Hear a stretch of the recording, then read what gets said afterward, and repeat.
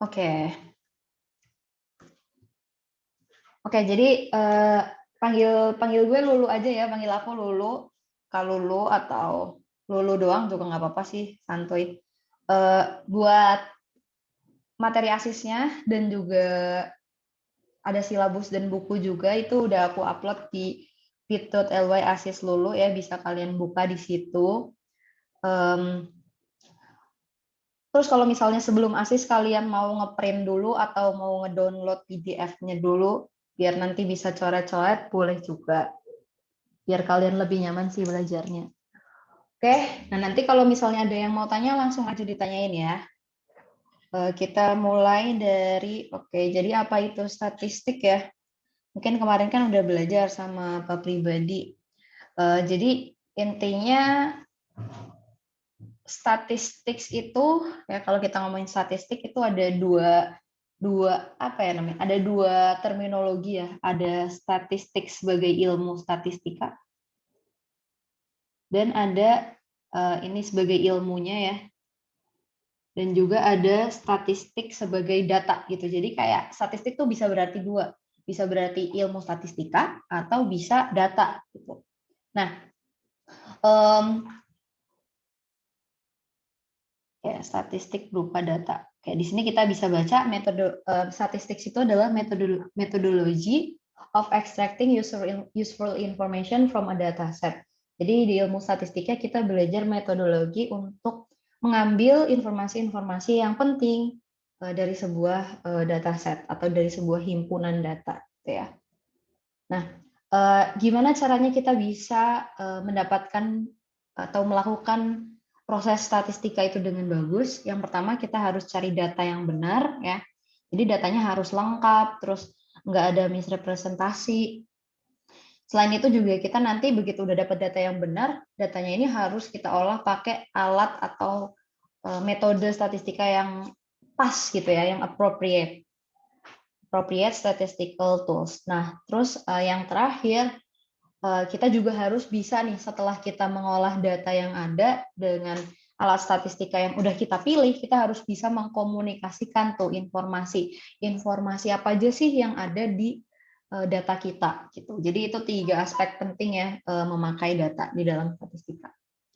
Oke, kita lanjut. Nah, jadi ada dua topik bahasan utama di dalam ilmu statistika. Yang pertama kita sebut sebagai deskriptif statistik dan yang kedua kita sebut sebagai inferential statistik. Sesuai dengan namanya ya, kalau deskriptif berarti ini tujuannya adalah untuk mendescribe.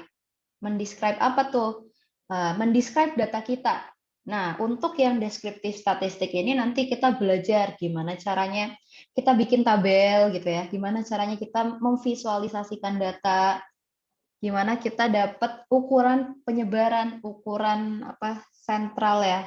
Nah, ini di deskriptif statistik. Di mata kuliah statik di sini, deskriptif statistik ini kita pelajari sebelum UTS ya. Jadi nanti bakalan diujikannya di UTS. Kalau kita baca nih, descriptive statistics itu adalah summary of important aspects of a data set. Ya, jadi kayak hal-hal penting aja, hal-hal penting apa aja sih yang ada di dalam data.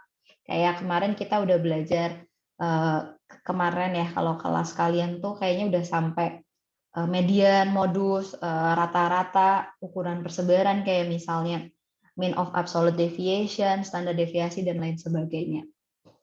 Nah, jadi kalau di deskriptif statistik itu ya tujuannya kita pengen visualisasi atau kita pengen mempresent data kita bisa dalam bentuk charts ya, charts-nya itu bisa dalam bentuk pie charts atau bar charts dan juga nanti dalam bentuk tabel. Sedangkan kalau inferential statistics ini biasanya nanti akan ada di UAS ya. Sesuai dengan namanya mungkin kalian di bahasa Inggris sering ya dengar invert gitu ya. Apa tuh invert? Invert tuh sinonimnya conclude ya. Jadi gimana dari sebuah data kita bisa mengkonklusikan sesuatu, kita bisa mengambil kesimpulan sesuatu. Ya.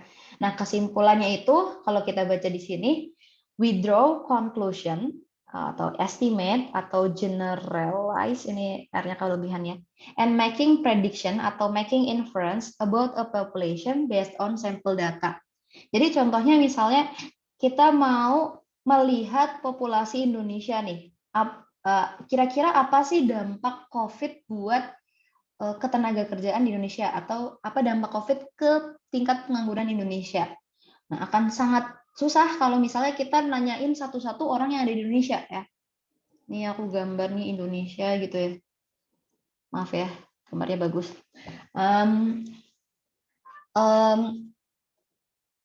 Oke. Nah, kalau kita ngambil semua orangnya di Indonesia itu kan apa ya, sangat banyak. Terus juga kalau kita mau ngambil data kan kita butuh mempekerjakan orang gitu ya. Nah, orangnya juga pasti butuh banyak, duit buat bayar orangnya juga butuh banyak. Jadi ini costly ya, atau mahal. Nah, eh, jadi untuk mengambil populasi atau mengambil data dari semua orang yang ada di populasi orang Indonesia, populasi kita atau populasi data kita tuh sangat susah. Jadi kita ngambil aja tuh sampel, ambil aja sebagian.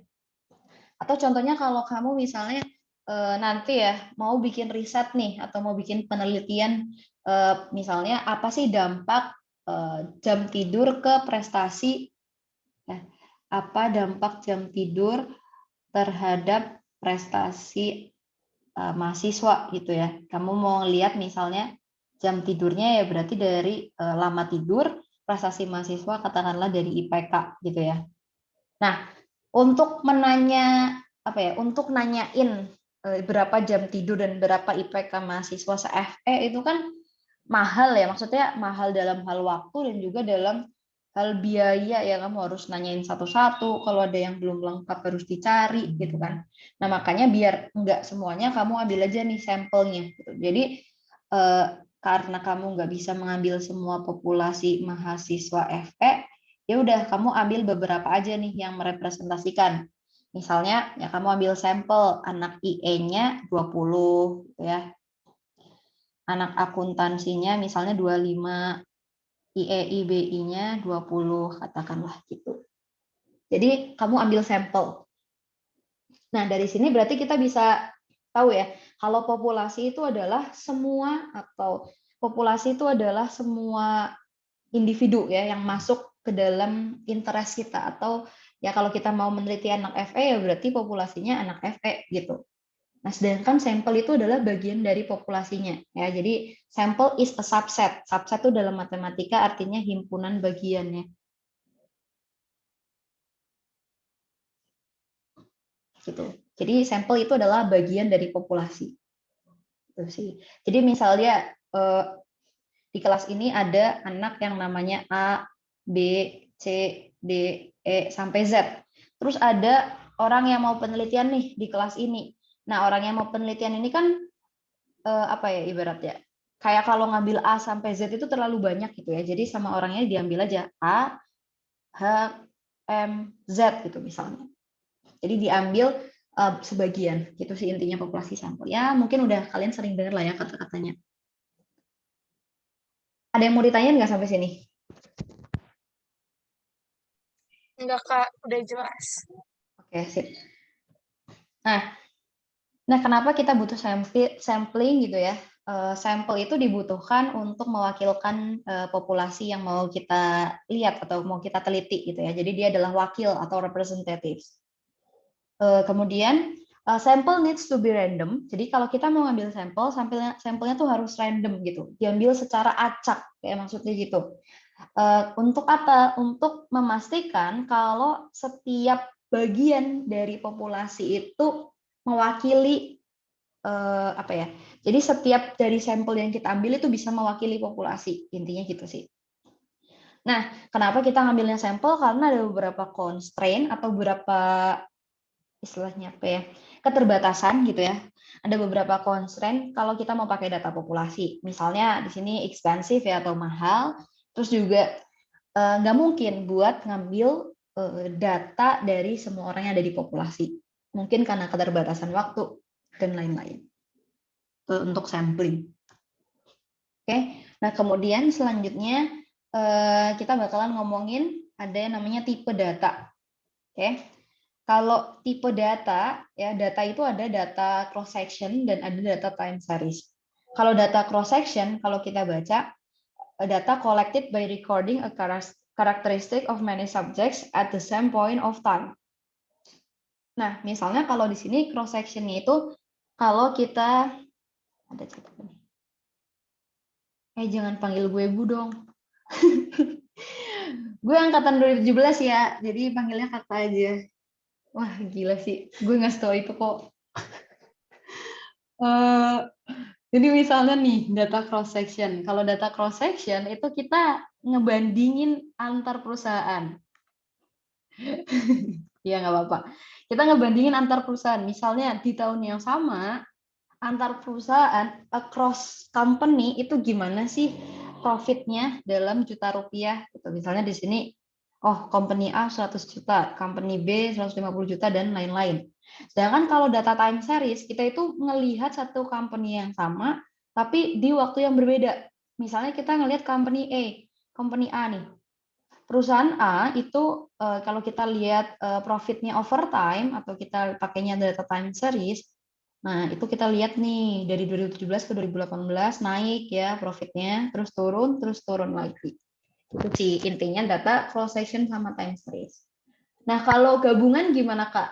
Kayak misalnya tabel ini nih Kak, kita punya banyak banget perusahaan dan dalam jangka waktu 4 tahun, kan berarti banyak perusahaan dan banyak tahun nih Kak. Yaitu namanya adalah data panel ya, atau kita sebutnya sebagai panel data.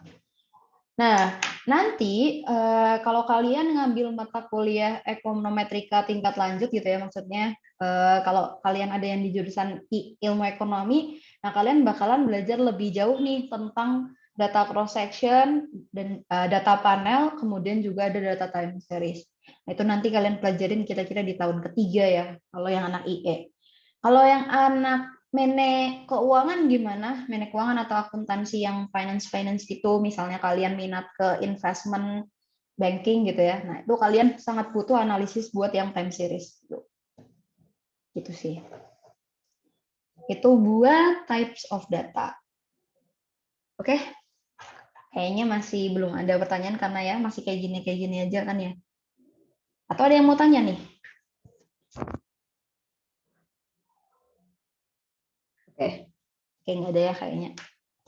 Nah, sekarang kita ngomongin variables. Jadi, kalau kita ngomongin variables atau data ya, jadi variabel tuh misalnya jurusan gitu ya.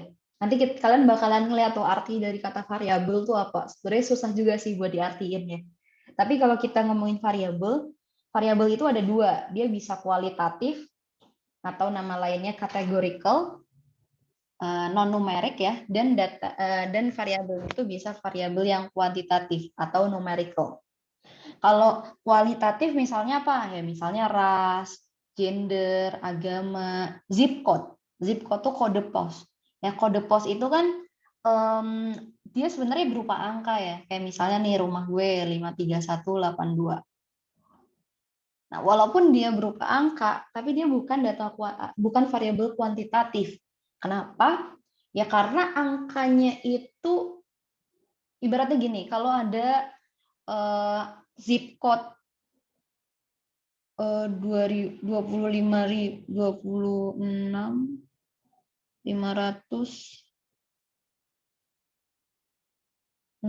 ya.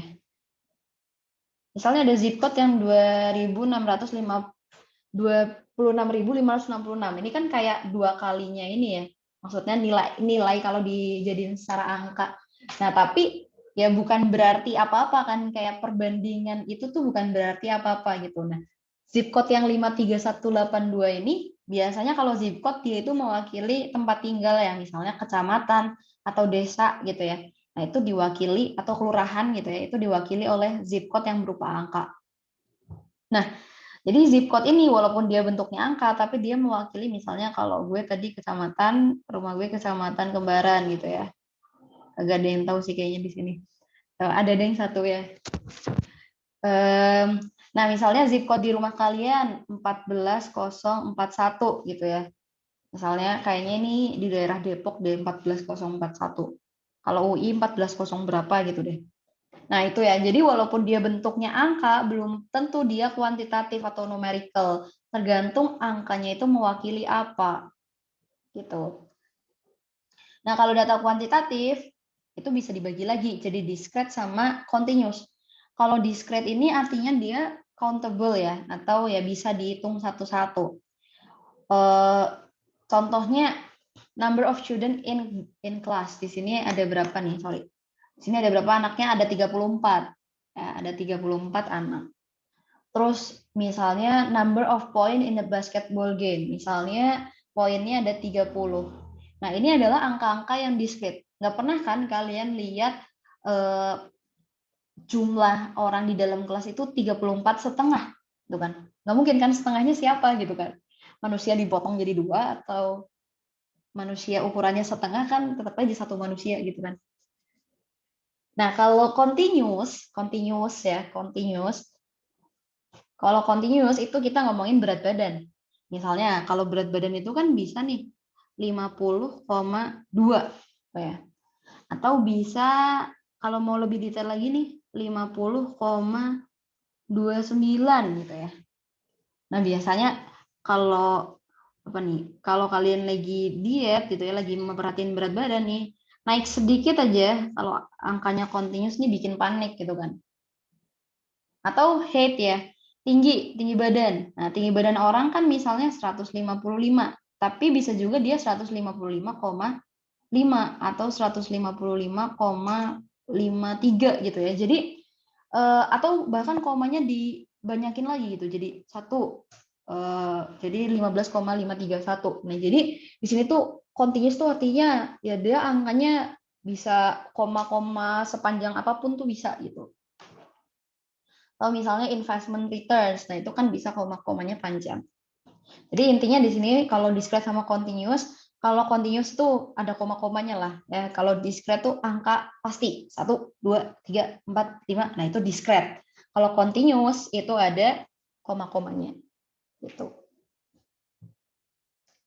Semoga bisa paham ya. Nah sekarang untuk ngecek pemahaman, ada yang mau tanya gimana? Ya mau nanya dong. Ya, Yang boleh. kualitatif, tentang data kualitatif. Nah, mungkin aku kurang nyimak juga. Tadi kenapa Kak kalau data kualitatif walaupun angka nggak termasuk kuantitatif tuh karena apa? Karena angkanya ini mewakili daerah gitu. Nah, daerahnya itu kan kualitatif. Gitu. Oh, oke. Makasih. Oh, Kak, jadinya kalau misalnya di data kualitatif ada angka tapi nggak mewakili jumlah itu maksudnya kualitatif ya, Kak? Iya, benar kayak gitu. Oke, Kak. Oke, sip. Nah, sekarang kita coba latihan ya. Which of the following variables are qualitative and which are quantitative nih? Kalau misalnya kuantitatif, tolong dong spesifikasiin variabelnya itu discrete atau continuous. Misalnya buat poin A. Point scored in a football game ini apa nih termasuknya? Kuantitatif. Kuantitatif, Kak. Kuantitatif. Oke, kuantitatifnya discrete atau Discrete. Oke, sip. Kuantitatif discrete. Yang B, racial composition in a high school classroom. Kualitatif. Kualitatif, continuous. Apa kualitas? Ada yang bilang continuous? Oh iya, salah Kak. Ya, nggak apa-apa. Kalau kita mau ngeklasifikasiin gitu ya, kalau kualitatif tuh nggak ada klasifikasinya nih, gitu. Jadi yang bisa diklasifikasiin itu cuma kuantitatif aja. Jadi kalau kualitatif ya kualitatif doang, gitu. Gitu ya. Terus yang C, heights of 15-year-olds. Apa nih? Kuantitatif continuous.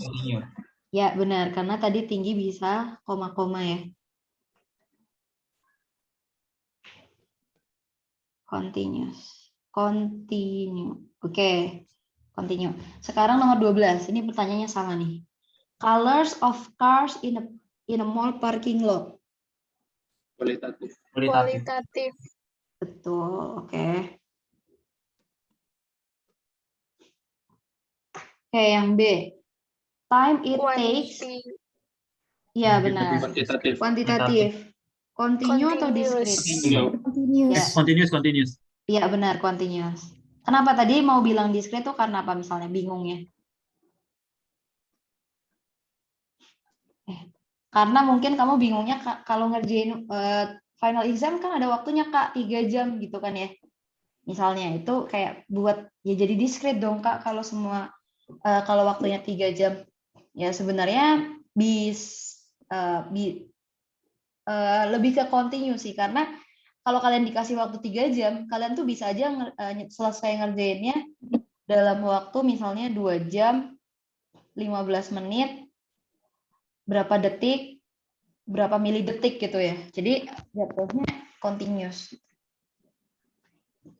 Oke, terus yang C, the number of patrons who frequent a restaurant. Nah, patrons. Iya, patrons itu apa? Pengunjung ya? Pelanggan. Iya, pelanggan benar. Berarti kuantitatif apa? Discrete. Oke, kuantitatif discrete. Sip. Oke, itu ya. Jadi udah bisa. Oke. Nah, sekarang kita ngomongin skala pengukuran atau scales of measurements. In order to choose an appropriate statistical method for summarizing and analyzing the data, we need to distinguish between different measurement scales. Jadi kita harus membedakan kalau ada skala pengukuran yang beda-beda. Ada 4 ya, 1 nominal, 2 ordinal, 3 interval, 4 rasio. Yang mana nominal ordinal itu kualitatif, kalau interval rasio itu kuantitatif. Atau ini disingkatnya ya, kalau aku biasanya singkatnya NOIR ya. Ini aku ngafalnya dari zaman maba tuh NOIR. Oke, nah kita mulai nih dari yang nominal dulu. Kalau nominal itu kita mengkategorikan atau mengelompokkan data tapi tidak berdasarkan urutan. Kayak misalnya contohnya di sini. Kita ngelompokin nih data atau subjek kita jadi 2 kelompok, pria dan wanita. Nah, di sini kita nggak bisa menemukan urutan atau order dari pria sama wanita. Kira-kira duluan pria atau wanita? Karena nggak ada pedomannya nih buat ngurutin. Sama kayak kalau misalnya kita ngurutin ras gitu ya. Ras itu kan misalnya kalau di Indonesia ada Jawa, ada Sunda, ada Madura, ada Batak gitu ya. Ada Bugis, dan lain-lain. Nah, ketika kita disuruh ngurutin, ya kita nggak bisa ngurutin, karena kita nggak punya patokan, kita mau ngurutin berdasarkan apa. Itu namanya data nominal. Atau bisa jadi agama. Kayak misalnya ada agama Kristen, Islam, Hindu, Buddha, dan lain sebagainya gitu ya. Nah, itu kan kita juga nggak tahu ya ngurutinnya berdasarkan apa, kayak nggak ada pedoman pastinya yang sama-sama disepakati oleh orang-orang. Jadi ini namanya data nominal, gitu. Oke, kalau data ordinal ini dari katanya ya, ini mungkin kalian pernah dengar kata order gitu ya. Jadi ini bisa kita urutin nih. Contohnya kalau kita mau survei pelanggan, nih kalau pelanggan kita itu puas nggak sih sama pelayanan kita? Nah, kita klasifikasiin dia jadi 5 kelompok. Yang 5 kelompok itu berdasarkan tingkat kepuasannya. Misalnya dari yang nomor 1 nih, kalau dia sangat tidak puas. 2 kalau dia tidak puas. 3 kalau biasa-biasa aja. 4 kalau puas, dan 5 kalau sangat puas. Oke, jadi kalau bisa diurutin itu namanya data atau namanya skala ordinal atau ordinal scale. Oke, nah ada yang mau ditanyain sampai sini? Belum ada, Kak. Oke. Nah, selanjutnya kita bakalan bahas interval sama ratio. Tadi kan udah diomongin nih, kalau nominal sama ordinal itu cenderungnya dia data kualitatif.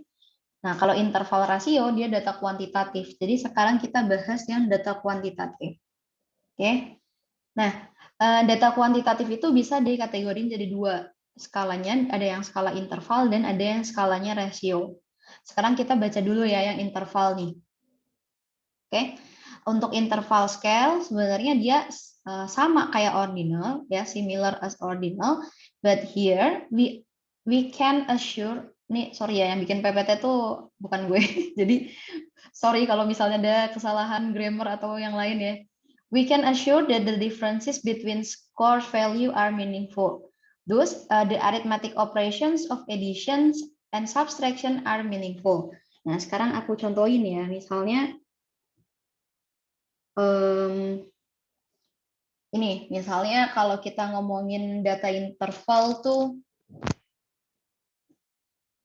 karakteristiknya yang selanjutnya ya, ntar dulu sebelum contoh. Di sini ada karakteristik yang selanjutnya. The main drawback of data on an interval scale is that 0 point does not reflect a complete absence of what. Contohnya di sini, contohnya adalah suhu ya. Kalau suhunya itu 0 derajat, itu kan bukan berarti tidak ada suhu gitu ya. Jadi kalau suhunya 0 derajat Celcius, itu bukan berarti kalau kita tidak punya suhu atau tidak punya temperatur sama sekali. Kan? Terus misalnya waktu juga ya. Waktu 0000, 0000. Nah, ini kan bukan berarti kita tidak melewati waktu sama sekali gitu ya. Bukan berarti kita nggak punya waktu sama sekali nih di jam 0000.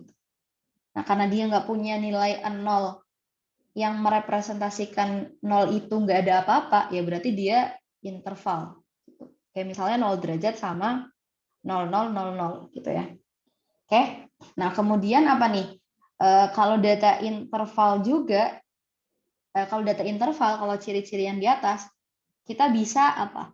Kalau kita bisa kita bisa melakukan arithmetic operation. Contohnya di sini 90 derajat itu lebih panas daripada 80 derajat. Nah, lebih panasnya itu 10 derajat. Gitu. Jadi 90 derajat itu lebih panas 10 derajat dibandingkan 80 derajat. Terus kalau yang waktu 5:30 pagi itu lebih awal 30 menit dibandingkan jam 6 pagi. Itu namanya interval. Jadi dia nggak punya nilai 0 yang absen ya. Maksudnya dia nggak, nilai 0 dia itu nggak merepresentasikan ketidakhadiran sesuatu. Terus yang kedua, kita bisa melakukan operasi subtraction sama addition gitu. Bisa addition sama subtraction. Kalau rasio, ini datanya data kuantitatif, tapi dia punya true 0 point. Contohnya amount of money. Kalau kamu nggak punya, kalau kamu amount of money 0, artinya ya benar kamu nggak ada uang, nggak punya uang. Nah, kalau perusahaan misalnya amount of firms profitnya 0, ya artinya perusahaan nggak punya keuntungan, nggak ada untungnya, nggak ada laba gitu ya. Jadi 0 itu benar-benar merepresentasikan ketidakadaan sesuatu. Itu kalau di rasio. Terus sesuai namanya ya, rasio itu apa? Perbandingan. Jadi di sini kalau kita ngomongin uang, misalnya ya, uangnya Hafia 2 kali uangnya Haikal. Misalnya Hafia punya uang 200.000, Haikal punya uang 100.000. Oke, nah di sini kita bisa lihat kalau uangnya Hafia ini 2 kalinya si Haikal. Jadi kita bisa bikin perbandingan atau rasio. Atau keuntungan misalnya ya. Keuntungannya XL dibandingin sama keuntungannya Telkomsel. XL misalnya keuntungannya 75 miliar, nggak mungkin ya, 75 juta itu. Telkomsel misalnya 150 juta. Nah, di sini berarti kita bisa bandingin, oh keuntungannya XL itu setengah kalinya Telkomsel. Gitu. Jadi kita bisa bandingin. Itu kalau datanya rasio. Kayak ada yang mau ditanyain nggak sampai sini? Malah mau nanya, kalau yang interval itu bisa dibandingin juga nggak kayak rasio? Nggak bisa dibandingin. Oke, Kayak misalnya gini, kamu nggak bisa bandingin nih 40 derajat sama 80 derajat. Kamu nggak bisa bilang, kamu nggak bisa bilang kalau 80 derajat itu 2 kali lebih panas daripada 40 derajat, itu nggak bisa. Gitu. Oh, ngerti. Ya oke sip kalau ngerti. Jadi 40 itu bukan setengah kalinya 80. Ini bukan kayak gitu. Oke. Nah, kita lanjutin nih. Coba dibaca dulu. What is the level of measurement reflected by the following data? The age of each person in a sample of 50 adults who listen to one of the 1,230 toll radio stations in the United States. Yes. Ini datanya apa nih? Dari nominal, ordinal, interval, ratio. Apa sih dia bilangnya? Umur orang ya. Umur orang. Nah, kalau umur Ordinal. iya, bener. Gimana ordinal? Oke, ada jawaban lain mungkin? Nominal gak sih, Kak? Oh, Diurutin gitu. Nah, Kalau diurutin, pertama, kalau umur orang itu dia data kualitatif atau data kuantitatif sih? kuantitatif. Kuantitatif berarti kalau kita ingat-ingat lagi, nominal ordinal ini kan data kualitatif. Interval ratio data kuantitatif. Berarti yang ini bukan jawabannya ya, nominal ordinal bukan jawabannya nih. Interval atau ratio, bisa nggak kita bandingin? Iya, benar ratio. Kenapa? Karena kita bisa bandingin. Orang yang berumur 40 tahun itu 2 kali hidupnya lebih lama daripada orang yang umurnya 20 tahun. Atau di sini kan ada 30 sama 40 nih. Orang yang 40 tahun itu hidup 4/3 lebih lama daripada orang yang 30 tahun. Jadi di sini datanya itu adalah rasio karena bisa dibandingin. Oke. Nah, sekarang yang B. In a survey of 200 luxury car owners, 100 were from California. Jadi dari California itu ada 100 orang ya datanya. Ini bisa kita tulis frekuensinya 100 orang. Dari New York 50, dari Illinois itu ada 20, dari Ohio itu ada 30 ya. Nah, berarti ini datanya apa? Nominal, ordinal, interval, atau ratio? Nominal. Yes, betul nominal. Kenapa? Karena California, New York, Illinois, dan Ohio itu kan nggak mungkin nih data kuantitatif. Berarti interval ratio nggak mungkin. Ordinal mungkin nggak? Kita nggak bisa ngurutin ya antara California, New York, ngurutinnya mau berdasarkan apa gitu. Nah, ini berarti ordinalnya bukan. So, jawabannya itu adalah yang nominal. Ada yang mau ditanyain sampai sini? Maaf, itu frekuensinya itu apa ya, Mas? Jumlah orang yang punya luxury car di California. Oh, oke. Gitu.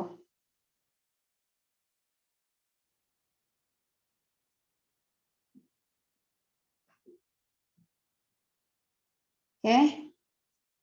Kalau nggak ada yang ditanya, sorry ya, itu ada suara azan. Oke, kita lanjut ya. Nah, coba kalian hitung dulu ya sambil kita dengerin azan. Kalian coba tolong hitungin yang ini, summarize the results in a tabular form. Jadi kalian coba bantu ngitungin major sama number of students-nya.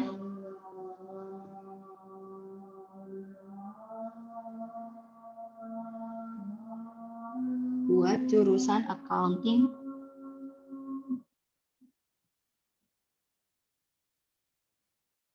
Marketing. Nanti tolong dihitung ya, accounting-nya ada berapa, marketingnya ada berapa, finance ada berapa, economics ada berapa, manajemen, terus undecided-nya ada berapa. Oke.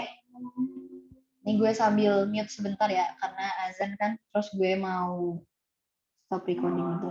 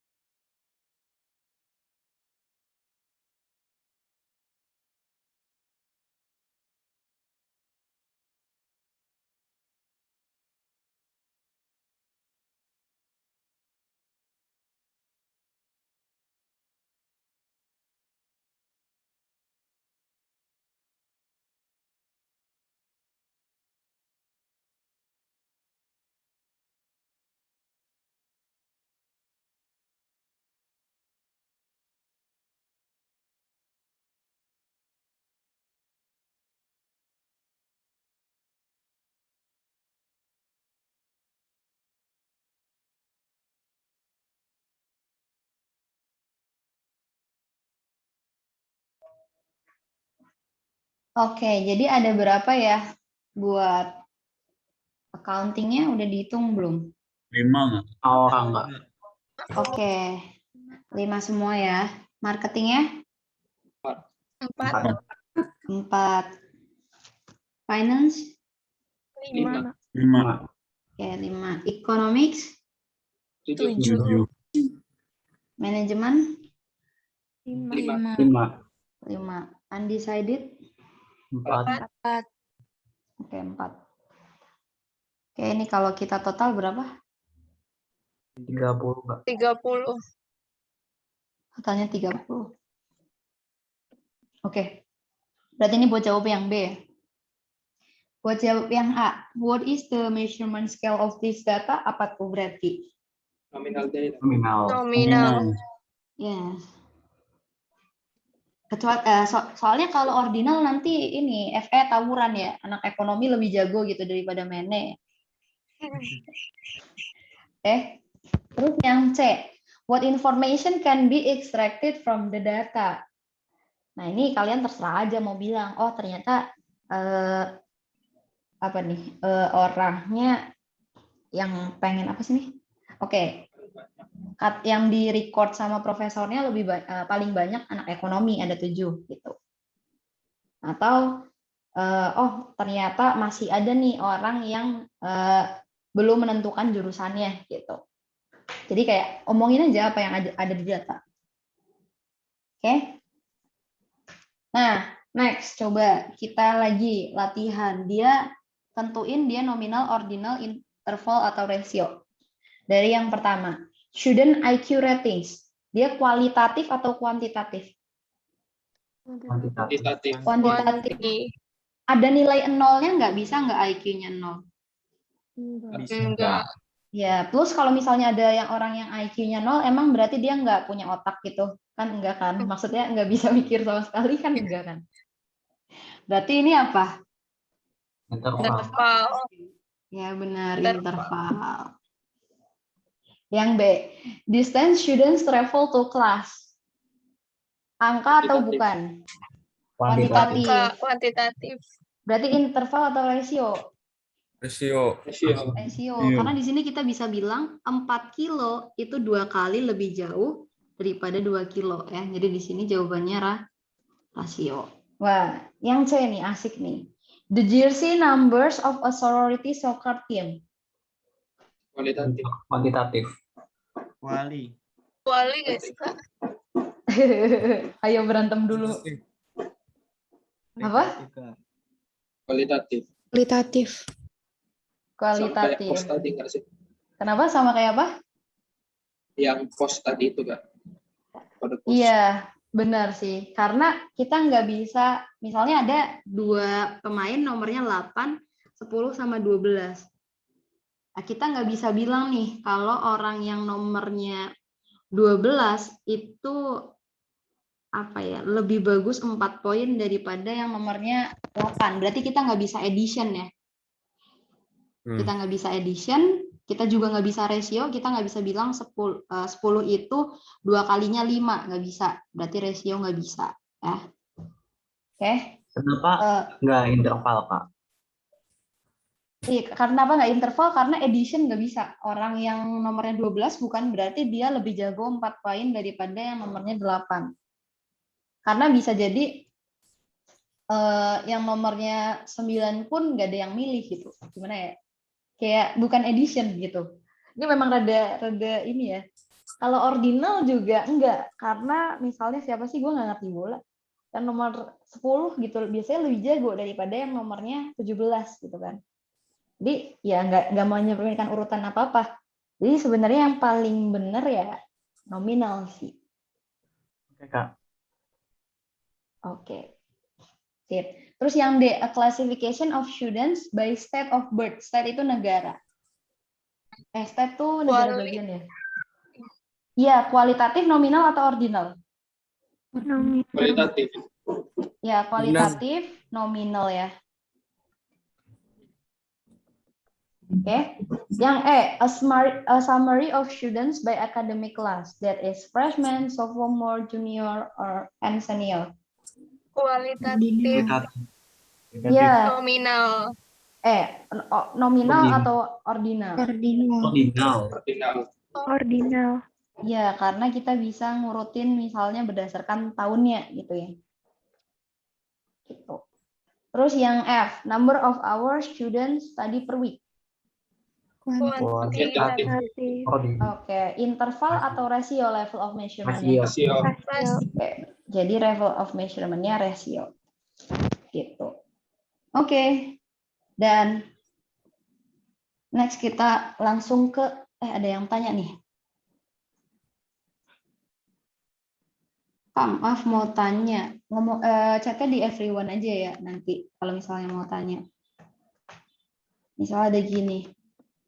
Skala kepuasan. Kak, maaf mau tanya, kalau ada pertanyaan gini, skala 1 sampai 5 bagaimana tingkat kepuasan pelanggan terhadap pelayanan toko? Nah, ini skala 1 sampai 5 kan berarti yang tadi ya. Yang ini nih. Yang ini. Ya, dia berarti masuknya ordinal karena misalnya 1 kita anggap kalau dia sama sekali nggak puas gitu. 5 kalau puas banget. Karena walaupun dia berupa angka, tapi dia kan angkanya itu merepresentasikan sebuah apa ya, bukan angka yang direpresentasikan, tapi kayak kualitatif data gitu kan. Nah, berarti ini masuknya yang ordinal gitu.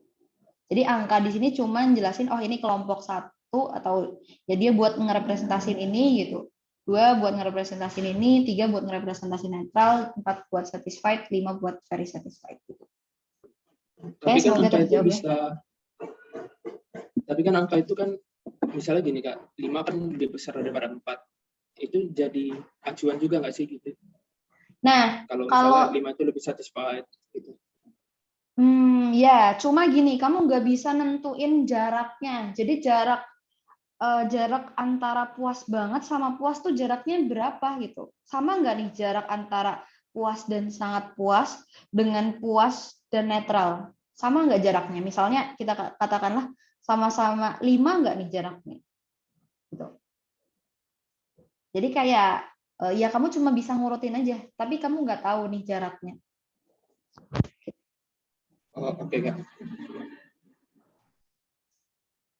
Kan kadang kamu juga kalau disuruh ngisi form gitu rada bingung kan, ini puas apa puas banget ya? Definisi puas banget tuh kayak gimana sih? Kalau jarak antara netral sama puas kan ini mungkin jauh ya, jadi kamu bisa bedain nih antara netral sama puas. Tapi kalau kamu suruh bedain puas sama puas banget tuh kamu bingung gitu, karena mungkin jarak keduanya tuh ya, dikit atau deket.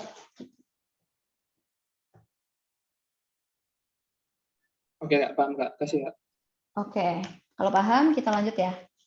Nah sekarang kita mau menjelaskan sesuatu pakai tubular atau pakai grafik lah intinya.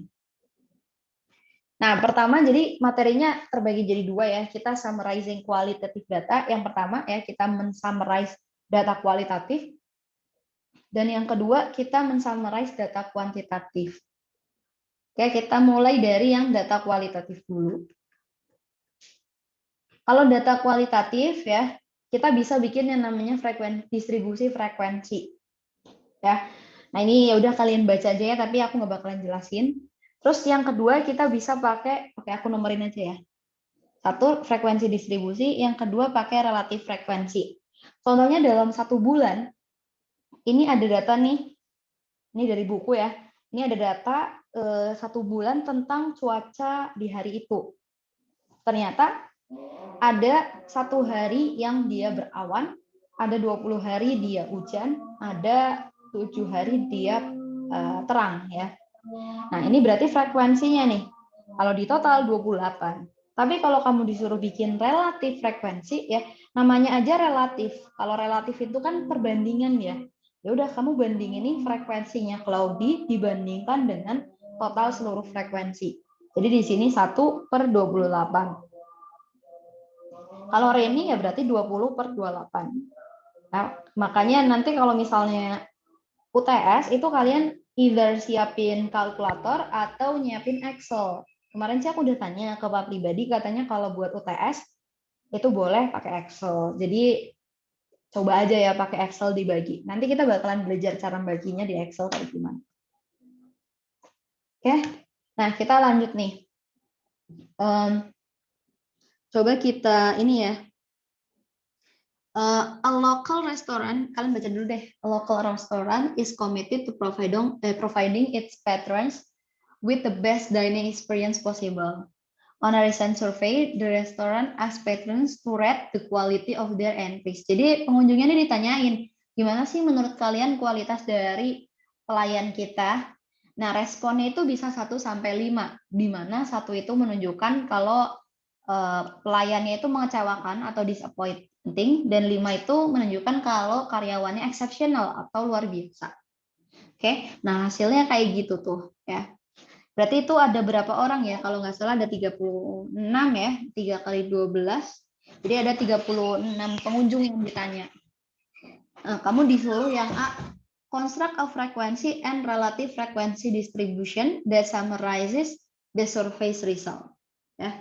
Nah, berarti kamu disuruh bikin distribusi frekuensi sama distribusi ininya ya. Nah, sekarang kita bikin aja nih distribusinya buat yang A. Berarti di sini ada pendapat customer-nya gitu ya. Pendapat pelanggan. Nah, pendapat pelanggan itu dia bisa 1 kalau menurut dia entry-nya disappointing. 2, 3, 4, dan 5. 5 ini kalau bagus atau exceptional. Nah, sayangnya 2, 3, 4-nya nggak dikasih tahu. Nah, sebenarnya nggak apa-apa sih. Oke, jadi dibiarin kosong aja. Nah, sekarang kita ngomongin frekuensinya. Berapa tuh frekuensinya? Disappointing. Coba dihitung. 1-nya ada berapa? 2-nya ada berapa? 3, 3-nya ada berapa? 1-nya ada 3, benar. 2-nya ada? 5. Oke, 5. 3-nya ada? 7. 7. 4-nya ada?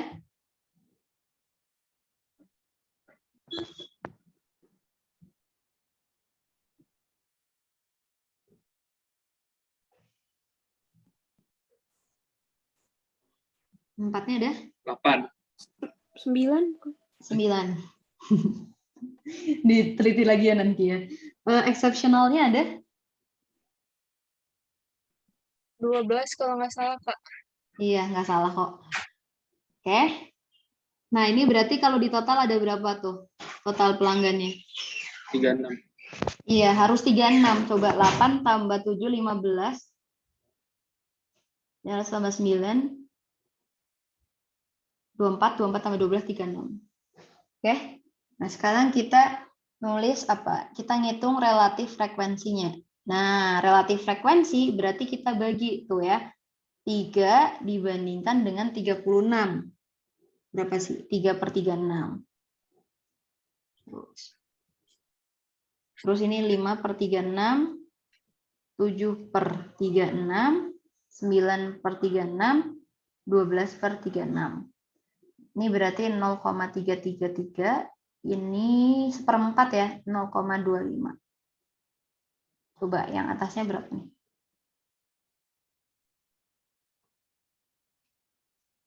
0, berapa coba? Yang atas? Yang pertama 0,8, Kak. 0,08 ya? 83 ya. 0,083. Yang kedua? 0,138. 38. Oke, 7/36 berapa tuh? 0,194. 94. Oke. Nah, ini kalau ditambahin, pasti dia nanti hasilnya adalah 1,000. Gitu. Oke. Yang kelima. Yang nomor 2. Are patrons generally satisfied with the quality of their entries? Explain. Kira-kira menurut kalian nih, secara general, secara umum puas nggak sih pelanggannya? Puas, Kak. Puas ya, karena mungkin bisa kita lihat dari yang 4 sama 5 tuh lebih gede gitu ya. Iya. Lebih gede gitu. Ya, yes. Explain ya, karena itu gitu ya. Oke? Oke, lanjut ya. Nah, sekarang kita mau visualize. Nah, kita mau tunjukin dia dalam pie chart atau dalam bar chart. Jadi kalau kualitatif itu bisa pie chart, bar chart. Nah, kita sekarang coba ini ya. Coba bikin construct a relative frequency distribution.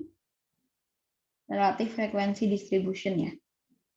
Nah, ini kita sekarang mau coba bikin pakai Excel. Ya. Kita buka Excel. Bentar. Oke, Excel di mana?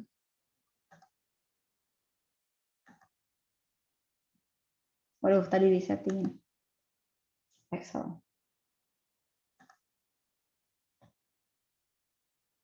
Oke. Nah. Ini ya.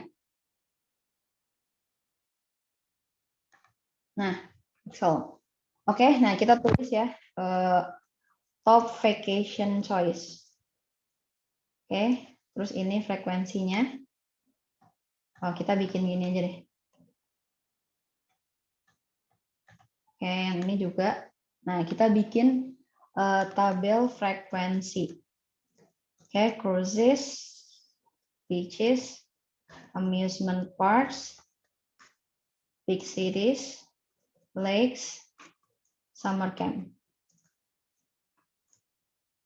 Oke, frekuensinya 140, 68, 68, 20, 12, 8. Nah, kita totalin.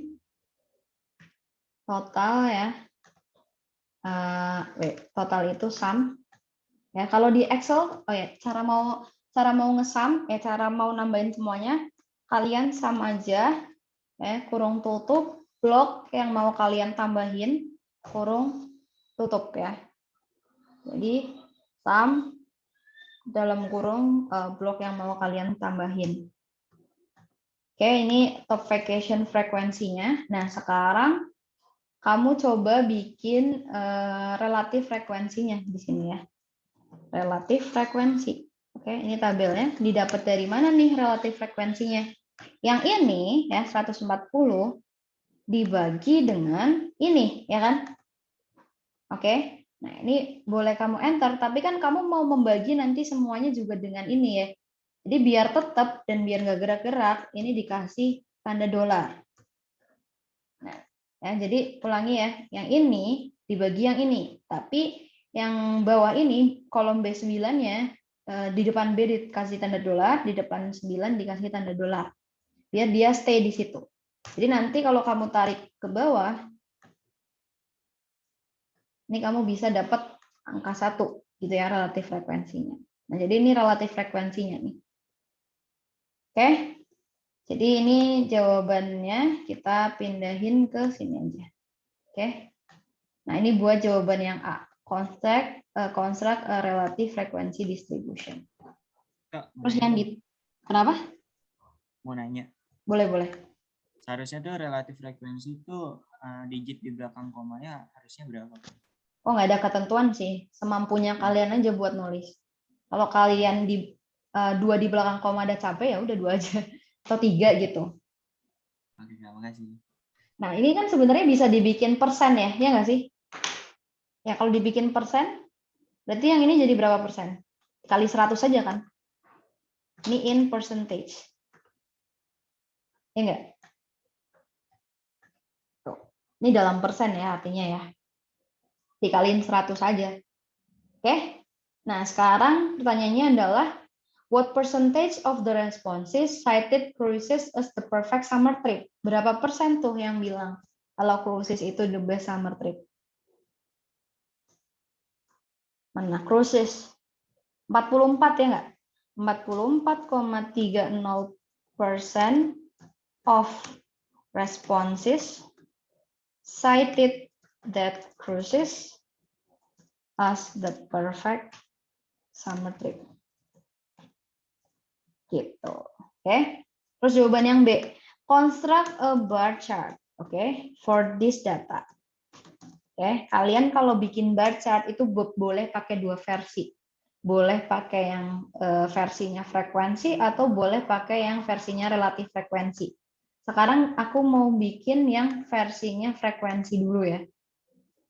Sekarang aku mau bikin yang versinya frekuensi. Ini aku aku blok, terus aku pencet insert, terus aku pilih bar chart. Ya, di sini ada beberapa pilihan, pilih aja yang bar chart. Ya, boleh pakai yang ini atau pakai yang ini, terserah ya. Nah, kemarin Pak Pribadi nih waktu aku lagi ngasis di kelas satunya, dia tiba-tiba bilang, tolong ya kabarin ke anak-anak, tolong diperhatiin axis titles-nya. Ya. Jadi sumbu X sumbu Y-nya tuh apa? Kalau sumbu X sumbu Y-nya di ini berarti frekuensinya ya, atau number of responses-nya. Atau kamu boleh bilang frekuensi juga nggak apa sih. Yang ini adalah apa tuh sumbu X-nya? Top vacation choice-nya. Atau ya tempatnya ya. Venue of vacation boleh deh. Venue of vacation boleh. Nah, oh iya aku lupa. Totalnya ini sebenarnya nggak usah di itu ya. Nah, sorry. Totalnya nggak usah. Jadi kamu cuma pilih yang ininya aja. Apa namanya? Yang pilihan liburannya. Jadi nanti datanya kayak gini nih. Oke. Ini kalau yang pakai frekuensi. Oh, kamu juga boleh nambahin jumlah datanya di data labels. Jadi dengan ada datanya data labels, ini misalnya colors-nya aku ubah ya, jadi warna kuning aja deh biar kelihatan. Dengan adanya data labels, kamu jadi tahu nih, cruises-nya ada 150, beaches-nya ada 68, amusement park-nya ada 68, dan lain sebagainya. Oke, ini boleh juga ditulisin namanya top vacation choice, gitu ya. Sebenarnya ini nggak penting sih judul ya. Kalian sumbu X sama sumbu Y aja udah cukup. Oke. Nah, sekarang kita mau bikin yang relatif frekuensi nih. Ya, kita pindahin dulu namanya. Terus kita pindahin relatif frekuensinya. Tapi hati-hati nih ya buat pindahin relatif frekuensi. Karena di sini nanti kalau kalian cuma Ctrl C, Ctrl V, hasilnya bakalan kayak gini. Ya. Kalian bisa pilih ya, paste-nya itu paste yang spesial. Pakai yang paste formula. Oh, tetap value ya. Berarti kalian pakai paste yang angka aja. Ya. Nah, kalian pakai paste yang angka, oke. Terus kalian blok nih, ya. Cukup sampai summer camp aja, totalnya nggak perlu. Terus kalian insert, nah ambil lagi bar chart. Ini adalah relatif frekuensi. Ya. Terus misalnya diganti warnanya jadi warna biru, boleh. Dikasih data labels, boleh. Terus dikasih axis titles ya, sumbu Y-nya, sumbu X-nya dikasih nama, misalnya ini tadi relatif frekuensinya, judulnya hapus saja, ya. Terus sumbu X-nya itu adalah venue of vacation-nya atau vacation choices-nya. Jadi ini gambarnya kayak gini ya, buat bar charts-nya. Itu. Ada yang mau ditanyain nggak sampai sini? Ini berarti slide 20 ya. Oke. Oke ya, cukup jelas ya. Semoga jelas ya. Karena kita masih punya banyak yang lain. Oke. Jadi ini udah selesai yang slide 20. Sekarang slide 21. Ya. Construct a relative frequency distribution. Terus ditanya adalah what percentage of cells yang dipunya oleh Hertz. Terus kalian disuruh bikin pie chart. Oke, kita ambil lagi Excel-nya. Nah, kita kecilin dulu nih Excel-nya. Kita masukin dulu datanya yang ada di slide 21. Ya, berarti di sini adalah company-nya. Ini revenue 2009-nya. Ada enterprise, Hertz, Avis, dollar, other. Oke, gedein aja biar kalian bisa lihat. Ini berarti 10,7. Nah, hati-hati ya. Kalau di laptop gue, koma itu ditandainnya pakai koma. Tapi bisa jadi di laptop lo nanti nandainnya pakai titik ya. Terus ini 4,7, 4,0. Intinya pahamin aja sih, laptop kalian tuh datanya pakai apa. Ini karena laptop gue laptop Indonesia ya, biasanya pakainya koma. Oke, nah ini kita totalin aja. Total revenue-nya, sum ya, jangan lupa sum kurung tutup. Kasih di tengah-tengahnya nih, blok, terus enter deh. 21,9. Yang ditanya adalah construct a relative frequency. Nah, ini kan berarti frekuensi. Ini revenue-nya ya. Sekarang berarti ini namanya relative revenue. Atau relative frekuensi sebenarnya ya. Relative revenue-nya berarti yang ini dibagi dengan yang ini. Nah, boleh langsung di-enter, tapi jangan lupa biar nggak berubah-ubah. Karena kalau kamu langsung di-drag ke bawah gitu ya. Ini error tuh rumusnya ya. Kayak nggak bisa gitu. Nah, ini makanya harus kamu kasih tanda dolar. Ini juga dikasih tanda dolar. Oke, ini adalah relatifnya. Nah, sekarang berarti kalian disuruhnya bikinnya yang ini ya, yang relatif ya. Berarti kalian copy ini di bawah. Yang ini juga di copy ya, di bold, Ctrl C. Di sini Ctrl V. Nah, karena di sini error ya, kalian berarti masih di tempat yang sama, langsung klik kanan, terus paste-nya langsung yang value saja, yang angkanya 1, 2, 3 nih. Nah, itu relatif revenue-nya, kita langsung blok, terus insert tabel aja. Disuruh bikinnya relatif frekuensi ya. Distribusi relatif frekuensi. Sebenarnya ya buat jawaban yang A yang ini aja cukup sih. Relatif frekuensinya kayak gini. Ya, ini buat jawaban yang A kayak gini aja cukup. Tapi kalau kalian mau bikin ininya juga boleh sih. Tapi buat yang A itu aja sih. Oke, sorry ya kepanjangan. Terus yang B, hertz accounted for what percentage of sales? Kita lihat tuh hertz di situ berapa persen ya. Hertz di sini 4,7 dari 21,9, ternyata hasilnya adalah yang ini. 21,46 ya. Jadi dia 0,2146 atau kalau dipersenin berarti 21,46%. Oke. Oke. Nah, yang C ya, kita disuruh bikin construct a pie chart. Ya, udah kita bikin pie chart aja nih. Kamu boleh bikin pie chart dari relative revenue atau boleh bikin pie chart dari revenue yang ini. Ya. Misalnya kita mau bikin pie chart dari yang ini aja ya. Nah, kita bikin pie chart ya. Pie chart yang mana? Kalau ini kan tadi bar chart. Kalau pie chart yang ini, yang lingkaran. Oke.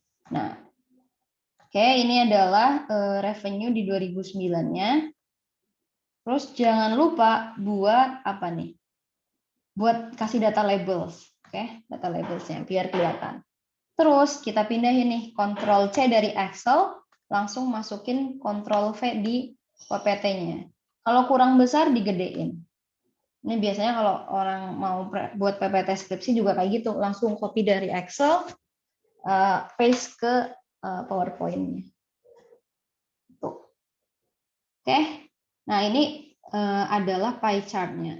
Ini kalau kita bikinnya pakai Excel, kalau kita bikinnya pakai manual ya kita harus tentuin dulu berapa derajatnya nih. Gitu. Ingat-ingat lingkaran, satu lingkaran full itu 360 derajat ya. Berarti kalau 10,7 ini dapat bagian berapa nih dari total lingkarannya gitu. Nah, di sini langsung dikasih tahu nih, ini dia 49%. Terus di sini dia dikasih tahu kalau 4,7 itu buat hertz itu 21%. Gitu. Itu sih. Kak, aku mau nanya dong, Kak. Boleh, siapa nih? Aku Yasmin, Kak. Oke, kenapa? Kalau nanti pas ujian tuh bakal tulis atau maksudnya tulis tangan atau itu, Kak, laptop itunya. Kayak gambar-gambar ini. Nah, nggak tahu. Tapi Pak pribadi bilang boleh pakai Excel. Cuma dia kan kemarin bilang lebih suka kalau kalian nulis karena nanti lambang-lambang populasi sama sampel tuh kan beda. Mungkin ya kalian buat apa istilahnya? Buat pedoman gambarnya tuh bisa pakai yang ada di Excel gitu. Jadi nanti kalian gambar tinggal mindahin aja. Kak, kalau bikin pie chart buat UTS gitu ada penilaian buat revisinya nggak, Kak? Buat apa? Buat ketepatan penggambarannya. Ya, Penilaian Pak pribadi gimana sih Kak? Maksud kami gitu Kak di UTS. oh, Pak pribadi itu cukup strict ya kalau menurut gue, karena gue waktu UTS dulu dan UAS tuh gue ngerasanya bisa ngerjain, tapi nilai gue kok biasa aja gitu. Maksudnya kayak ya oke, kalau maba kan masih pengen dapet nilai A ya. Kok gue A-nya A tipis gitu. Nah, terus emang kayak gitu sih kayaknya Pak pribadi menilainya. Jadi yang penting kalian jawab aja sebagus mungkin gitu, biar Pak pribadi nggak ragu nih buat kasih nilai kalian yang bagus. Nah mungkin kalau kalian mau gambar ya buat persentasenya ya jangan maksudnya kalau sedetail derajatnya gitu kan kayaknya pasti lama banget, mendingan kalian kerjain soal yang lain kan. Nah, kalian mungkin bisa ambil nih, oh ini kira-kira segini tapi lebih gedean bagian yang ini gitu sih paling. Gimana, udah ngejawab belum sih? Terus misalnya kalau pengen jawab yang B gitu Kak, itu perlu pakai kata-kata gitu nggak? Oh iya perlu. Kayak di UTS. Misal pakai kata so gitu ya. Oh ya, sorry. Misalnya nih, yang B gini kan ya. Yang kok nggak bisa digeser sih? Ya udah. Buat jawab yang B nih boleh kamu bilang so Hertz company account for 21.46% of sales revenue in 2019 gitu. Bisa. Ini buat ngelengkapin jawaban yang B. Oke, makasih ya.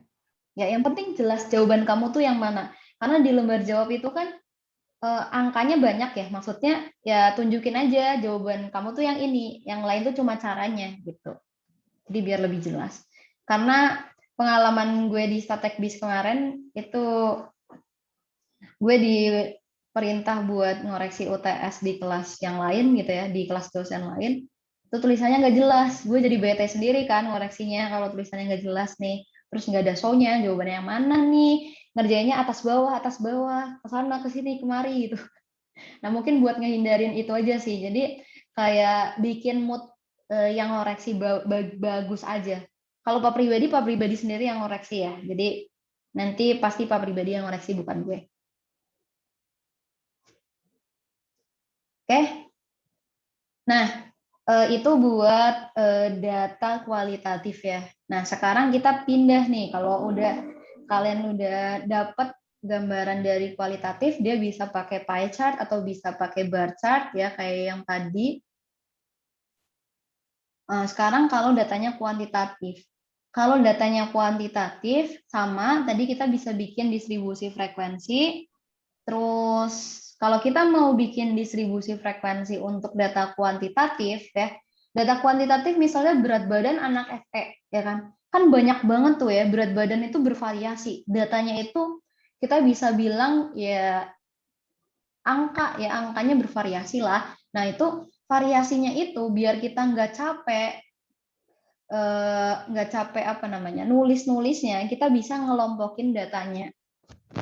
Nah, gimana caranya kita ngelompokin datanya? Kita bisa bikin yang namanya kelas. Nah, kelas itu sifatnya mutually exclusive. Jadi satu data itu hanya masuk di satu kelas tertentu, ya itu eksklusif nih. Nah, terus ada exhaustive. Kalau exhaustive ini artinya datanya itu lengkap ya, komplit. Jadi nggak ada data yang keskip ataupun kelewat. Nah, langkah-langkah untuk membuat kelas itu yang pertama, kalian harus nentuin dulu ya berapa jumlah kelasnya pakai aturan 2 pangkat K ini. Di mana K itu adalah jumlah kelasnya. Oke, kemudian yang kedua, kalian tentuin kelas intervalnya atau lebar kelasnya ya, atau class width. Pakai formula class width itu sama dengan H nilai tertinggi dikurangi L nilai terendah dibagi K. K itu jumlah kelas yang udah kita dapat dari step pertama tadi. Terus kita bikin individual limits, habis itu ngitung deh datanya ada berapa yang masuk ke kelas itu. Gitu. Nah, kita langsung aja praktek nih ke ke nomor 11 ya. Ini soalnya dari buku Lin, tapi gue belum nemu nih ya soal filenya buku Lin. Gue punya sebenarnya tapi di laptop lama, dan laptop lama gue tuh di Depok gitu, belum dibalikin ke rumah gue di Purwokerto. Nah, kita coba kerjain aja, aku full screen dulu ya. Which is show manufacturing incorporates, tuh kalian bisa lihat produce the following number of units in the last 16 days. Nah, yang ditanya yang A, how many classes would you recommend? Artinya berarti kita ditanya tentang berapa kelas yang mau dibikin. Yang A, kelas yang mau dibikin itu harus ngikutin rules 2 pangkat K. Nah, kamu lihat tuh, di sini ada berapa datanya? Kan 16 hari ya, berarti ini ada 2 dikali 8 ya nggak sih? Ini 8 kan tuh, 4, 5, 6, 7, 8. Oke, 8. Berarti 16 ya, dari 16 data. Nah, berarti 2 pangkat K itu harus sama dengan 16. Berarti K-nya ini harus berapa tuh biar 2 pangkat 16? Biar 2, benar, harus 4 ya. Berarti kita pakai 4 kelas ya. Jadi how many classes? There will be 4 classes. Kalian udah sampai sini belum sih materinya di kelas?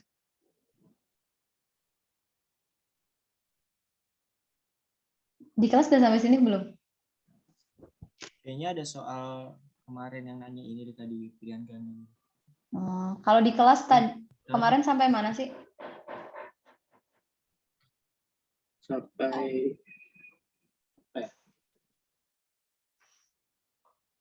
Sampai apa? Nggak dengar? Ukuran persebaran sama ukuran sentral gitu, Kak. Oh, udah sampai situ. Oke deh. Oke. Jadi ini sebenarnya ASIS buat pertemuan pertama ya. Nanti buat pertemuan yang ukuran persebaran kita next ASIS deh. Sebenarnya aku mau gabungin sama sekarang, tapi kayaknya nggak tahu nih waktunya cukup apa enggak. Kayaknya sih nggak bakalan cukup ya. Oke. Nah, terus lanjut ya yang B nih. What class interval would you suggest? Nah, kelas intervalnya atau kelas width-nya berarti kelas width atau kita lambangin di sini I. Tadi I rumusnya itu adalah H kurangi L dibagi dengan K. Oke. I-nya berarti sama dengan highest-nya berapa tuh di sini? 30. 31. 31 kurangi lowest-nya berapa? 25. 25 dibagi jumlah kelasnya 4. 4. Ini yang didapat dari yang ini tadi nih, K-nya 4. Jadi I-nya bakalan 6/4. Berapa sih 6/4? 1,5 ya kan? Nah, ini kamu buletin aja jadi 2.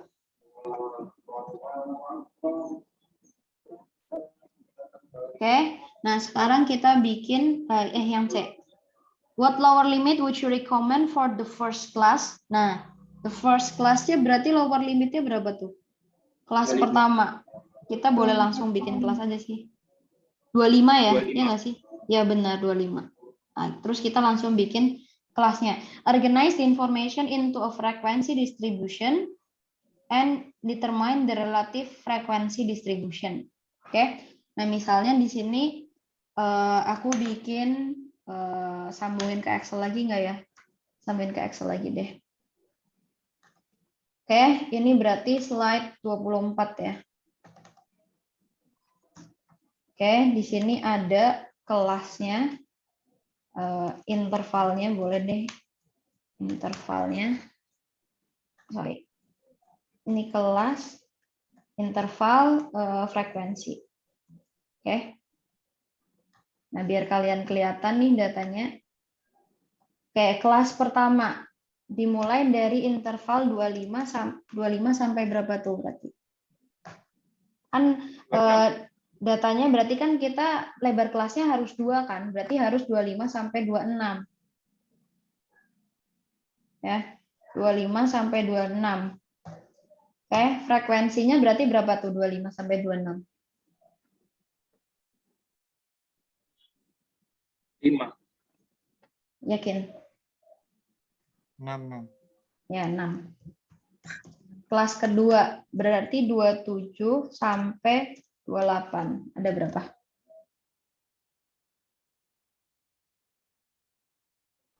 7 nggak sih? 8. 8. Ya, 8. Kelas ketiga ada 29 sampai 30. Udah berapa? Ada? 1. 1. Terus kelas keempat 31 sampai 32. 1 juga, Kak. Itu juga. Yes, 1, betul. Ini berarti kalau kita total gitu ya, ada ini ya, long tutup, enter. Ada 16. Oke. Nah, terus disuruh bikin apa? Relative frequency distribution. Ya udah bikin frekuensi relatifnya. Ya. Frekuensi relatifnya berarti 6 dibagi dengan 16. Ya. Biar cepat, 16-nya ini C-nya dikasih $, 8-nya juga dikasih $. Terus dipencet enter, diklik, terus kamu ke pojok kanan bawah, drag ke bawah. Nah, gitu ya caranya. Oke, nah ini berarti udah ketemu nih buat jawaban yang D. Terus kamu disuruh ngomen distribusinya itu bentuknya kayak gimana sih? Nah, untuk bentuk distribusi sebenarnya kamu bisa bikin bar chart ya. Bar chartnya boleh pakai frekuensi atau boleh pakai frekuensi relatif, tapi sekarang aku pakai yang frekuensi aja. Ingat totalnya nggak diikut ya buat bikin bar chart. Kita blok dulu sampai kelas keempat. Atau di intervalnya aja boleh deh, jadi segini aja yang di blok. Terus kita bikin ini. Nah, ketemu deh ya, ini ingat-ingat axis titles-nya harus dikasih judul. Ini frekuensinya berarti axis titles-nya ini, kenapa? Enggak, sorry. Sorry, kayaknya ini bukan pakai bar chart ya, sorry. Ini harusnya pakai histogram. Sini histogram itu di wait, tapi kok nggak bisa ya? Iya nih Kak, kemarin aku juga ngerjain kayak gimana nih cara bikin table dari histogram. Bentar ya, kita coba. Kamu udah nyoba? Di recommendation coba Kak. Recommended coba. Iya benar. Nggak bisa tapi. Ya udah sih, sebenarnya pakai yang ini aja nggak apa-apa. Tapi nanti kalau di lembar jawab berarti kalian bikin sendiri aja pedomannya pakai ini. Ingat ya, access title-nya dijudulin. Oke, nanti dijudulin aja sendiri ya. Nah, di sini ya sebenarnya bisa sih pakai recommendation. Ini bisa nggak? Oh, nggak bisa ya. Baiklah. Sorry. Ya udahlah, pakai ini aja ya. Nah, the shape of distribution-nya berarti gimana nih? Ya, kalau kayak gini. Wait. Jadi gini ya. Tidak. Sorry. Nah kalau kayak gini berarti apa nih? Distribusinya itu dia nanti sifatnya skew ya. Atau ini tuh namanya positively skewed.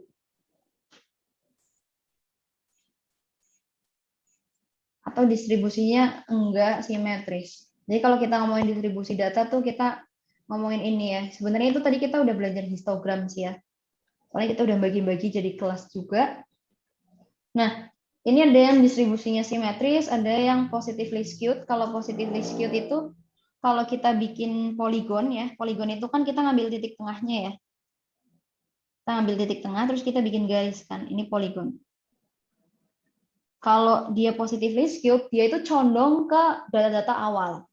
Tapi kalau negatively skewed, dia itu condong ke data-data akhir. Ini kalau kita bikin garis, nah kayak gini gambarnya. Itu contoh yang negatively skewed. Oke? Berarti data kita itu tadi positively skewed. Ya. Nah, kemudian apa nih? Selain kita bisa bikin frekuensi sama frekuensi relatif dari sebuah data kuantitatif ya, kita juga bisa bikin yang ada yang namanya kumulatif frekuensi. Kalau kumulatif frekuensi itu kita bikin kumulatifnya gitu ya. Yang namanya kumulatif kan berarti akumulasi gitu ya. Jadi di sini misalnya 4, ya kumulatifnya 4. 11 berarti 4 tambah 11, 15. Tambah 14 berarti ya 15 tambah 14, 29. 5 berarti 29 tambah 5, 34. 2 berarti 34 tambah 2, 36. Itu ya. Oke, nah untuk kumulatif frekuensi sama dengan frekuensi. Kalau frekuensi itu tadi ada relatifnya ya. Kalau kumulatif juga ada relatifnya. Di sini kita oke ini kumulatif relatif ya. Kalau kumulatif relatif berarti kita nambahin relatifnya. Oke, kita tambahin relatifnya pelan-pelan. Nah, hasil di akhir pasti harus 1. Tuh sih. Oke. Kalau kita ngomongin kumulatif sama relatif, grafiknya itu kita sebut sebagai apa nih? Ogive ya. Jadi sebenarnya kalian bisa bikin histogram yang kumulatif relatif. Nanti titik tengahnya itu kita gabungin jadi ogive namanya ya. Bukan poligon, tapi ogive. Ini contoh aja ya. Ada nggak ya soalnya? Nah, ini contohnya ya. Kita disuruh bikin frekuensi distribution kelasnya itu 3 sampai 5, 5 sampai 7. Nah, kita langsung bikin Excel-nya aja.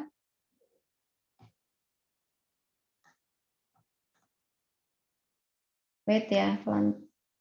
Ini kayak gue nggak pakai mouse soalnya. Oke, ini buat slide 31. Oke, nah kita disuruh bikin kelas. Cuma di sini kelasnya kita nggak disuruh ngitung, udah ditentuin kelasnya ya. Kelas 1, 2, 3, 4, dan seterusnya interval. Oke.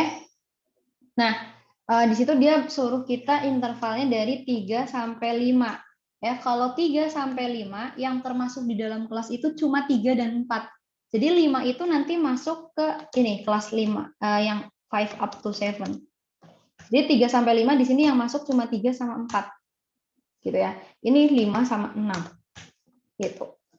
Terus di sini berarti nanti 7 up to 9, 9 up to 11, 11 up to 13,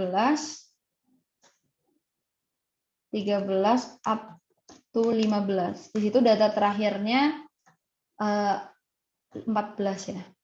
Oke deh. Ini aku delete ya. Jadi sekarang kalian udah tahu kan kalau satu kelas itu cuma 3, 4. Jadi angka yang terakhir itu nggak masuk ke dalam kelasnya. Nah, sekarang coba kalian lihat dari untuk kelas pertama itu frekuensinya ada berapa? 3 sampai 5. Ada berapa tuh yang angkanya 3 dan 4?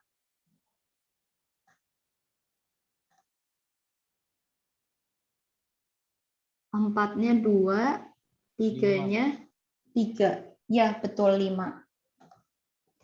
Terus 5 sampai 7 ada berapa?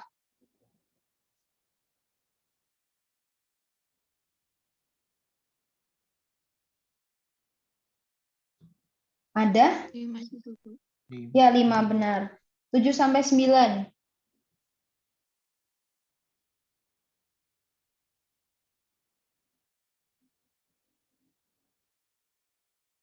Ada? 8 ya, Kak? 8, benar.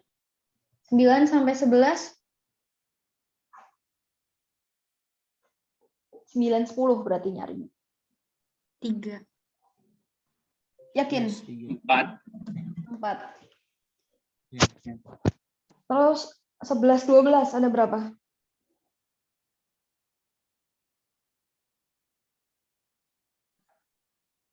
5. Iya, 5. Gini. Iya, ada yang nggak kelihatan ya. 13, 14 ada? 3. Yes, betul. So, kalau kita total sum, so kalian bisa langsung ke sini, terus pencet shift ya, dorong ke bawah, 30. Nanti kalian latihan-latihan ya, buat nambah-nambahinnya. Nah, sekarang kita kan disuruh bikin apa nih? Kita disuruh yang B ya. Selain frekuensi distribution, kita disuruh bikin, ini udah cukup nih buat menjawab yang nomor A ya. Ini yang A udah cukup nih. Sekarang kita jawab yang B.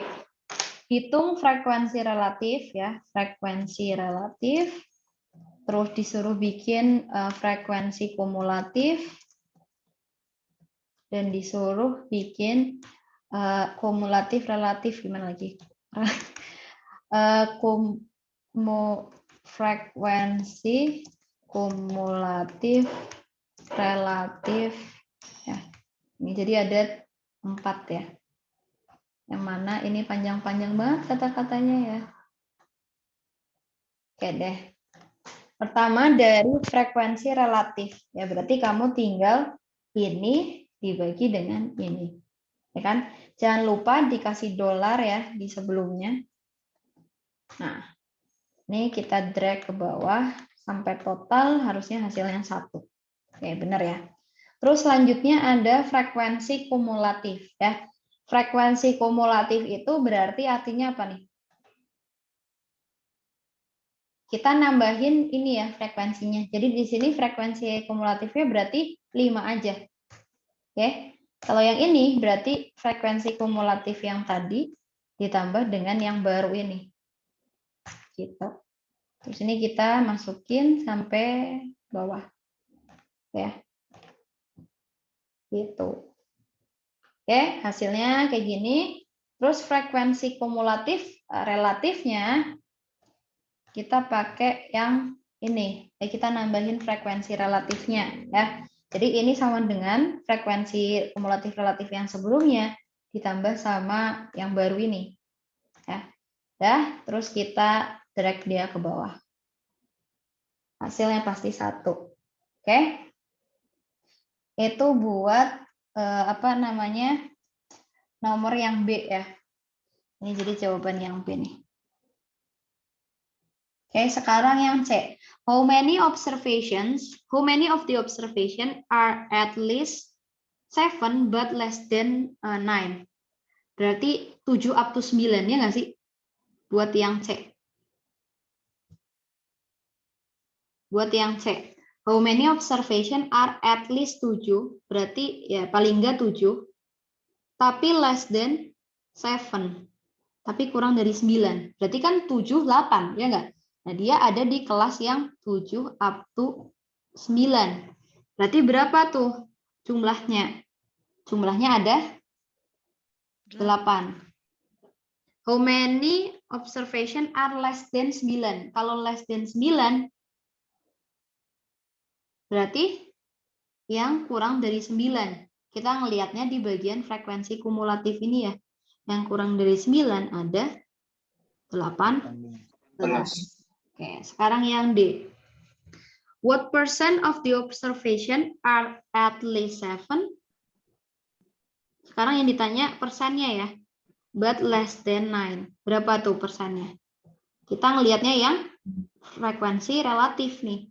Berarti 26,66%. Oke. Terus persen yang less than 9, kita ngelihatnya di yang sini ya, 0,6 nih ya. 0,6 itu berapa persen?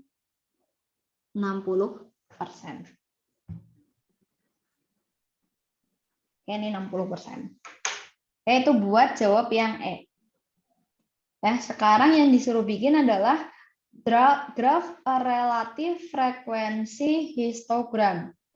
Relatif frekuensi, berarti kamu ngambil yang ini ya. Nah, kita ambil kelas sama intervalnya di sini sama total deh ya.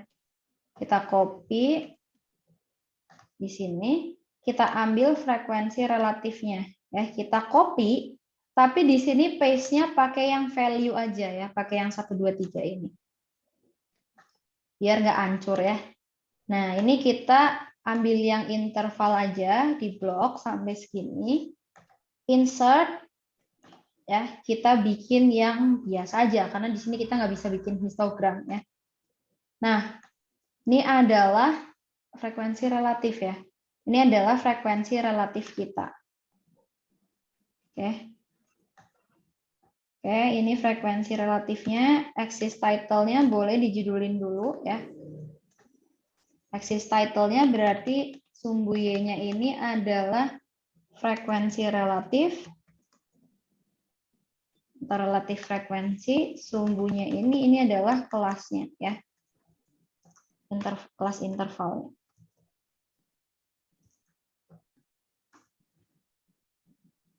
Oke, ini judulnya dihapus aja, kita copy ke Excel kita. Nah, ini buat Excel PowerPoint ya, sorry. Oke.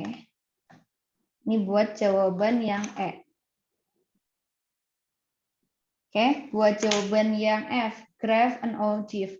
Kalau ogive, kita itu bikinnya pakai yang kumulatif. Jadi kamu boleh milih mau pakai kumulatif yang jadi di sini bisa pakai kumulatif frekuensi atau kamu bisa pakai kumulatif relatif frekuensi. Intinya kamu kudu bikin yang kumulatif lah. Di mana lagi Excelnya hilang? Mana nih? Gak ada. Bentar ya. Subhanallah. Nah, ini Excelnya ternyata dia udah muncul. Ya, kamu berarti bikinnya yang bukan, nggak bisa lagi. Oke, kamu bikinnya yang kumulatif ya. Kumulatif, kita ambil totalnya dari sini, gitu ya. Oke. Nah, sebenarnya kalau histogram itu harusnya gambarnya mepet ya. Jadi ini harusnya mepet gini nih. Ini mepet. Sorry. Gini. Jadi masing-masing kelas tuh harusnya nempel gini. Sorry. Nah, ini histogramnya nih sebenarnya kayak gini. Kalau kita mau bikin ogive-nya, kita harus pakai yang kumulatif ya. Boleh pakai mana aja, misalnya kita pakai yang kumulatif relatif aja. Di sini kita copy tapi pakai yang value ya. Oke. Nah, ini kita copy terus kita bikin bar chart aja, nggak apa-apa. Oke, nah ini adalah frekuensi relatifnya. Ya sebenarnya dia angkanya cuma sampai 1 sih. Jadi ini bisa di gimana ya? Ya udahlah ya, kalian ini di lab. Nah, ini gambarnya harusnya mepet-mepet ya. Jadi kita bikin dulu axis titles-nya, jangan pernah lupa karena ini pesannya pribadi ya. Frekuensi kumulatif relatif. Ini berarti kelas interval kelas. Ya. Nah, ini kita copy aja ke PPT kita. Ini bisa kita pakai buat bikin ogive. Ya. Tapi sebelum kita bikin ogive, kita bikin dulu nih ya histogram kita yang beneran histogram. Nah, kalian lebarin ya. Jadi nanti gambarnya tuh yang ini. Ini histogram kita. Oke. Terus ini kita ambil. Ini juga. Terus ini. Oke. Nah, cara bikin ogive itu kita cari titik tengahnya. Titik tengahnya di sini, di sini, sini, sini, sini, dan sini. Ogive-nya kita bikin garis, ya. Oke. Ntar, kalau kita lihat di sini 200 ya. Oke, berarti ogive-nya nanti gambarnya gini. Ini boleh ke nolnya diginiin, boleh. Ini, sini. Nah, ini adalah ogive-nya nih. Gitu deh, ya selesai asisnya. Ada yang mau tanya nggak? Itu intervalnya boleh dibikin 5-6 gitu nggak? Atau berbeda makna dari akhirnya? Sebaiknya sesuai yang ditanya di soal sih. Sini kan di sini suruhnya bilangnya 3 up to 5 ya. Jadi kamu harus nurut soal. Tapi kalau dibikin pakai strip, kamu boleh pakai strip yang tadi. Mana ya soal yang tadi tuh? Ini ya. 25 sampai 26 gini. Gitu. Tapi karena di sini kan soalnya mintanya 3 up to 5 ya. Gitu sih. Oke ya, Kak, mau nanya dong nggak boleh. Boleh lah, kenapa? tentang lebar kelas, Kak. Misalnya lebar kelasnya 13,2. Itu dibuletinnya kemana, Kak? Lebar kelas 13,2. Hmm. Nah, pertanyaan menarik.